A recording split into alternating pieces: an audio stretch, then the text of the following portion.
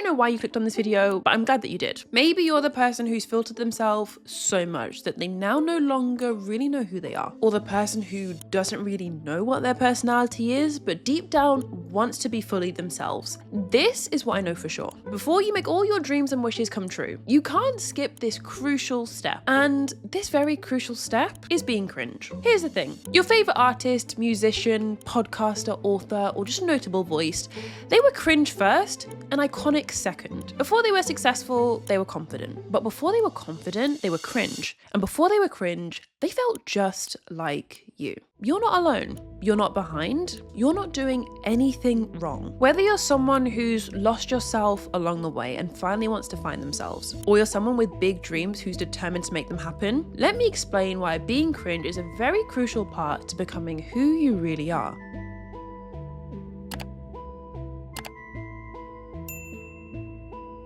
Hey, if you're new, welcome to the cozy corner of the internet. I'm your host, Christina, and I help people stop shrinking and start living. If you clicked on this video, you are in good company. I know there is a bunch of us over here on the cozy corner of the internet who are desperate, eager, excited to become more of who we actually are. We're sick of pretending and putting on this mask of who we're meant to be and what's acceptable in the workplace. We want to be more authentically ourselves. Maybe you're stuck in the overthinking loop of, if I do this, people will think that. And if they think that, then I think this, then I think this and that. Maybe you have constant fantasies of becoming more than what you are and achieving amazing, big dreams. Or maybe you're confused because being brave and bold seems so easy for everyone else. That is what I want to unpack and deep dive into in this video, because I have been the introverted, shy, nervous girl who was afraid to be seen. And I'm hoping that if I share what's helped me, hopefully that can help you too. When you think about it, like on a deep level, being cringe, whether you see it as like an embarrassing moment, when you're the person that's doing the cringe-worthy act, that's simply just being vulnerable. Which is a very difficult thing for people that tend to hide parts of ourselves. Like if you've made it a habit to only show half of you and not the whole you, being vulnerable, which to me, being vulnerable just means like being honest and being open, that can be a very scary thing. I remember when I first got the idea to start my channel, this was just after lockdown. I'd read a bunch of books. I wanted to share some book reviews, share what I'd learned. I was like very high on my Atomic Habits, nonfiction hype. And I was just like, I want to start a channel. I want to start a YouTube channel. It was like summer holidays. Like I wasn't seeing anyone. Now's the time. Like I can post, I can start to get in the swing of things. So I remember for the first couple videos of my channel, I literally didn't even tell anyone. I was just filming and uploading them, pressing publish up into like the ether. Like to me, my logic was like, no one's gonna know. That ended and got interrupted very, very quickly when people did in fact know. People did in fact find out. And something that really helped me in my journey is realizing that sometimes we treat cringe and going out our comfort zone like a stop sign. Like, okay, people might think it's weird and strange. Okay, and then we keep going. People might be like, what are you doing? Why have you posted this? Oh, but I'll keep going. People might be like, oh, I don't really recognize her. Like she looks different now. And then you keep going. Cringe for you can be a stop sign if you want it to be. If things are that scary, if things are that overwhelming and you're happy staying, I guess, as you are. However, if you do want things to change, you do want things to be different, you do want to feel different, cringe can actually be just a start sign. Because trust me, in my experience, I've realized like people might find it interesting and unusual first, and then honestly they just recognize you as being quite brave afterwards, or being quite cool. Or some of my colleagues have told me that I'm inspirational, and I'm like, whoa, like thank you. That I didn't really expect that from a colleague. And I actually have a funny story that proves this so well. The other day, I think Zendaya came up in conversation. I can't remember how, and then someone was like, oh yeah, the actress from June. And then someone was like, oh no, I was actually thinking The Greatest Showman. And then in my head, I was thinking, well, obviously Spider-Man. And I was also thinking like Challenges as well, because I recently watched Challenges. And part of me was thinking, we're all right. She was in June. She was in The Greatest Showman. She was in Spider-Man. She was in Challenges. But she actually started all the way back in Disney, which a lot of people seem to forget. I'm sure Zendaya maybe appreciates that people forget she came from Disney because it's probably a cringe moment in her career. But the reason I bring up this story to say is you think you're being defined by one moment in time when you got something wrong, when you wore a strange, funny, cool outfit, when people saw your YouTube channel. Just like Zendaya is remembered for so many different movies or parts of her career, you are equally remembered for so many different parts of your life. You think people are only going to see that cringe moment. You think people are only going to see you for your Disney Channel era and remember that for the rest of your career. After you've done Spider-Man, after you've done June, after you've done The Greatest Showman. People see you for so many different parts. The only person stuck and hyperfixated on your Disney Channel era is you. Everyone else sees you as something different. And maybe, I know you're watching this, maybe you're thinking, oh, but I've not got to my June era yet. I've not got to my, what else has she done? Challengers era yet. Like, okay, that's fine. This is just your reminder. Try not to get super stuck on this cringe out of your comfort zone moment. Because not only is it temporary, other people will see you for other parts of your life, other parts of your career. It's not as monumental and defining as you think it is. By the way, if you've ever watched one of my videos and thought that I'm speaking directly to you, you feel like I'm speaking to your experience and what you've been through and like I understand, it's because I really, really do. And I really am speaking to people just like you. If you want to be set free from hiding, pretending and people pleasing and finally be the real authentic you that you know you're destined to be, I work to coach people who want to take their confidence from a 5 out of 10 to a 9 or a 10 out of 10. It is my mission to help people just like you overcome their fear of being seen and get closer to their goal of showing up as authentically 100% themselves. Click on the link in the description box below to apply for coaching. I'll send you a free 15-minute booking link to book a free call with me. I'll tell you a little bit more about coaching and we can find out if we'd be a good fit. When it comes to wanting to be more of yourself, wanting to be more confident, wanting to get closer to this fantasy version of you that seems to have everything figured out, this successful, happy, confident, attractive version of you, and you look at all the steps in front of you that you have to get over to get there, it can seem quite overwhelming. You have to start showing up differently. And you have to talk differently. Not really because of you and all the work you'll have to do. It feels a lot because of all the people that are going to start to raise eyebrows, all the people that are going to have questions for you. When I say being cringe is the price of becoming who you want to be, a large part of that is just the cost of other people. You're actually very comfortable being cringe on your own, being cringe without an audience. It's the being cringe publicly that's the issue, or being cringe in front of your colleagues, being cringe in front of your friends or acquaintances, whoever they are. And a lot of this is because of what other people expect from you. When it comes to removing this mask and being more yourself, not really not caring what other people think of you before you act and just being able to act based on what you truly feel like doing. Part of you has to ask yourself, what do people currently expect from you? Because this is ultimately what you're living up to. Do people expect you to be the quiet, the timid, the reserved, the never asks questions, always does the right thing, the well-behaved, the palatable?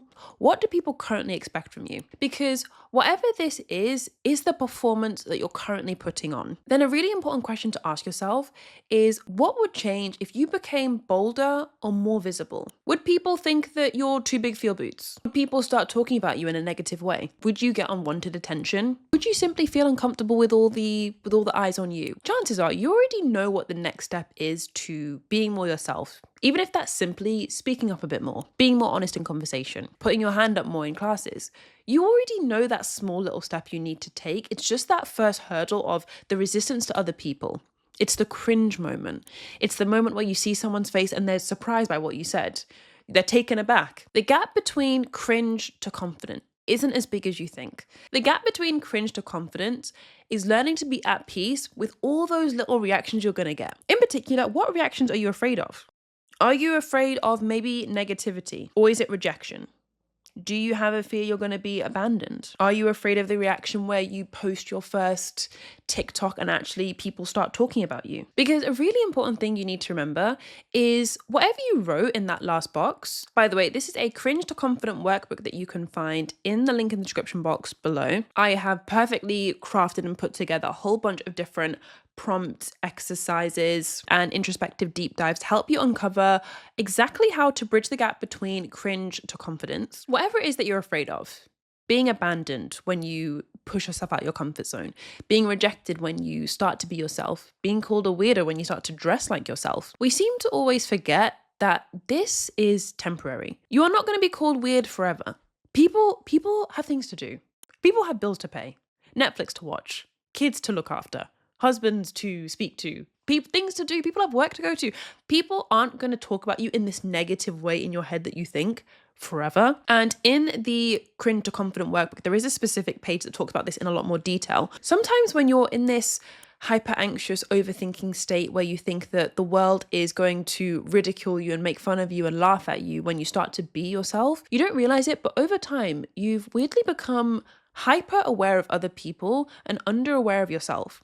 You weirdly think that like other people are thinking about you all the time, and you're hyper aware of other people. Every little thing that they say, you're making it mean so much, and all their different facial expressions and their little smile and their little frown, and like you're just making it mean so many things that you forget that all of this is temporary. Like people will move on, but you will be talk of the town, or even talk of the lunch break, talk of the 5 minutes of the lunch break, if that, and then they'll move on, and then they'll have things to do, and then they'll have their spouse to speak to. And then they'll have a meeting, and then they'll have a text from someone, and then they'll have a tweet that's distracted them. All of this is temporary. Please do not put yourself in a permanent state of overthinking and stress over a very temporary encounter. If you being more authentically yourself, getting closer and closer to where you want to be, pushing yourself to post your music online, post your artwork online, if you know that would make you so much happier and you're scared to do it, understandably so, you're scared to do it over a temporary situation, I'm going to share something that hopefully will help. At work recently, I had a very busy shift. It was on emergency assessment unit, or we call it EAU. I was speaking to a patient. I thought I had an idea of what was going on. Asked him a bunch of questions. What your history? What's your background? Okay, the chest X-ray shows this. ECG shows this. Bloods. Okay, I've got an idea. So then my job now as the resident doctor is to speak to the senior doctor and to like present the case, tell them my plan, tell them what I'd done, and tell them like, okay, this is what I think we should do. So I did all that, and I was like super nervous because I thought like each time I do this, it tends to not go well. So I was very stressed. Like I was literally stuttering as I said some of the words. So I was nervous, I was stressed. I was like, please don't scream at me. Like I'm trying my best. Like I gave the handover, and they basically told me, my senior doctor said, well, Christina, you missed this. Like, how haven't you done this yet? And I was like, oh my gosh, you're so right. I haven't tested that thing. There was a test that I missed out, and I was like, oh my gosh, rookie mistake. Like this is literally like a basic thing that I forgot. And I walked back to my desk. I was like tail between my legs kind of vibes. And I felt bad. But as I kind of went on with my evening, went on with my shift, I kind of just moved on. I felt a bit guilty that I'd maybe wasted the senior doctor's time. Like, oh gosh, I should have done that thing. Like I wasted their time. I felt a bit guilty, but I didn't feel shame about it. And this is a really important distinction. There's a difference between shame and guilt. And I want to know where you stand if you've clicked on this video. Let me know in the comments below. And this is a concept I love from a woman I love called Brene Brown. She's an amazing researcher on all things vulnerability, opening up, shame, and psychology. When you do something bad, or you get something wrong, which we all will naturally as we're all human, when you're in the camp of shame, when you do something wrong, you tell yourself, well, I am wrong. I am a bad person. If I messed up, then I am a mess up. If I fail at something, I am a failure. Versus when you're in the camp of just guilt, you do something wrong, you tell yourself, oh, I just did something wrong. If I fail at something, well, my actions were a failure, but I am not a failure. And when I think back to that very stressful shift and how I felt super nervous, but I kind of just got over it fairly quickly within a matter of a couple hours, I was definitely just in the camp of guilt. And the thing is, I don't want you to think that this is like a negative thing, shame versus guilt, because this is something that you will inevitably face. As a human, you will get something wrong, or you will mess something up.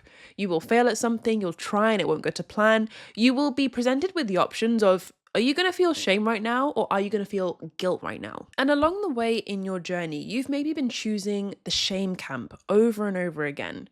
You try to be more yourself, and you're like, oh, I didn't do it this time. I didn't do it well enough. I look stupid. People are going to think I'm crazy. And you tell yourself, I am stupid. I am crazy. You have very broad strokes and make one tiny action that didn't go to plan mean a whole lot about you. And you almost make it a part of your whole identity. Maybe you're a student and you were in the classroom. You shouted out the answer. You were trying to be brave one time and you found out you're wrong in front of everyone. No one really cares in the class. People swiftly move on to the next question, but you are sat with that awful feeling of, Jesus Christ, I got that wrong in front of everyone. They're all going to think I'm stupid. Again, you're met with the choice. Am I going to feel shame right now, or am I going to feel guilt right now? Because I got the question wrong, am I wrong? Am I just a wrong person? Am I stupid? I got the answer wrong. I guess I know the right one now. I'll try again next time. And the next time you choose guilt instead of shame. You choose to do your hair differently or wear your makeup differently. You choose to be more, just ever so slightly more you. And maybe you're faced with that cringe feeling. Maybe people call you cringe. You look a bit strange. You don't live up to that image of what people expect of you. Part of you will realize that cringe is often just the starting point of authenticity. Because if you think about it, if someone saw you doing that cringy thing, whether it's wearing your hair a certain way, or maybe it's wearing a certain outfit, maybe it's cracking a joke, maybe it's just showing more of your personality, what's the worst case scenario that you're imagining? Whether it's rejection or judgment or people just calling you names, people talking about you behind your back, you not knowing where you stand, maybe it's a fear of the unknown. If you actually start to be yourself for once, you don't know what will happen. And maybe you really like a bit of control. Like, if I just stay small, at least I know what's going to unfold.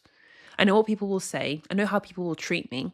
The moment I start to actually be more myself, I don't know what happens. Just remember that whatever you wrote here is just temporary, because chances are they'll probably see you as cringe a little bit first, especially if it's something to do with like being a bit more bold and putting yourself out there, maybe online, or you're starting a new fitness journey, you're documenting things on Instagram. Like, if you're putting yourself out there, people might see it as cringe at first, but trust me, people see it as brave. As someone who's been through the cycle myself of posting things online and having people find it and talk to me about it, and like it happens literally every single week at work.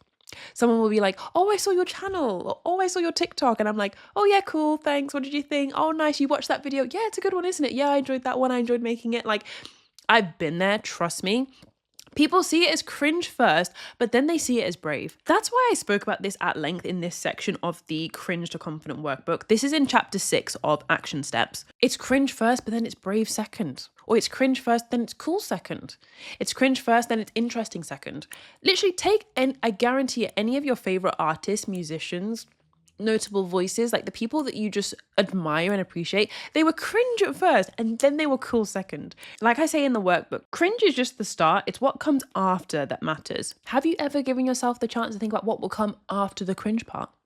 Or do you just stop at the cringe, like, oh, it'll be cringe, but then, okay, I'll backtrack.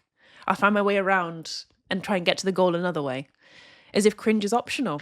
When honestly, I've learned the hard way in life, it's not optional, it's a requirement. And that shouldn't be a scary thing, because the moment is only very, very brief and very transient. And after cringe often comes bravery. Chances are, if you're watching this video, I already know a lot about you. You are probably that friend in the friendship groups that has to be the therapist friend, listen to everyone else. You have to be the strong one. And yet when you need a shoulder to cry on, no one's really there to help you. This is a unique experience. I know a lot of us go through, and maybe some of you guys have gone through too. And I elaborate more on that in this video, the price you pay for being the strong one. If you enjoyed this video, I'm sure you'll enjoy that too. If you made it this far into the video, comment down below a cherry emoji. I have been speaking for a very long time. I hope this was helpful.